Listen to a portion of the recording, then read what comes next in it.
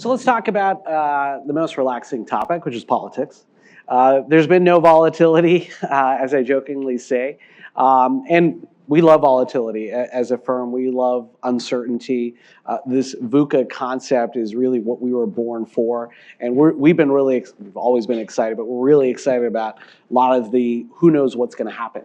But that really hasn't played out in the markets. It seems like there should be a lot more volatility. There should be a lot more. There should have been a recession.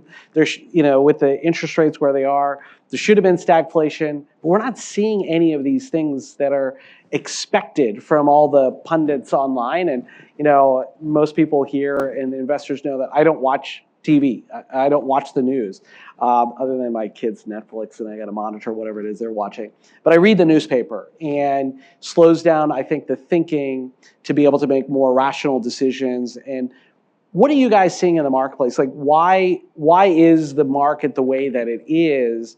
Is there any context? And when you're looking at liquid strategies and Denali and Niagara and the different funds that you guys have built and the wealth management side as well, what are you guys communicating out to the investment community out there as far as how to think about the rest of the year, the rest of potentially the administration?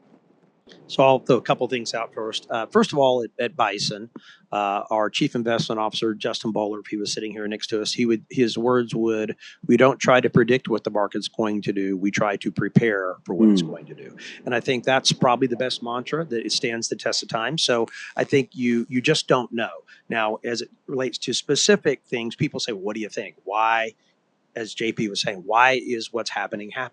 And, does anyone really know? Oh, there can be a lot of thesis. I will tell you, I have a little bit of a different thesis than some do, and that is that I happen to kind of believe in this concept of the second curve in economics. I think that there's a Trump phenomenon that happens, that he creates this overwhelming sense of momentum. It's sort of the classic, somebody once told me, sort of get out of the way of the wave, get on the wave, just don't get in the way of the wave. And so the point is that I think that's kind of rings true with him. I think you sort of, whether you're a fan or not a fan, I think there's he creates this overwhelming sense of belief that something different is going to happen. And so that changes the trajectory of normal things like interest rates or volatility. He creates this other data that seems to create things that move the market in unanticipable ways. And so I think he did that in his first term. I think he's done it. Someone just sent me an interview he did with Oprah back in, I think it was 88 or something. You guys probably seen it. And it was referring to, and back then he said, tariffs, man, we got to fix this. It was literally like you could watch the playbook he's running right now. So I suppose this shouldn't have been that much of a surprise to anyone that this was a focal point. But I really do believe that the market is seeing through a lot of noise, because, and you think about regulatory, you think about a lot of the things that are happening that supersede what's going on in the short term with tariffs.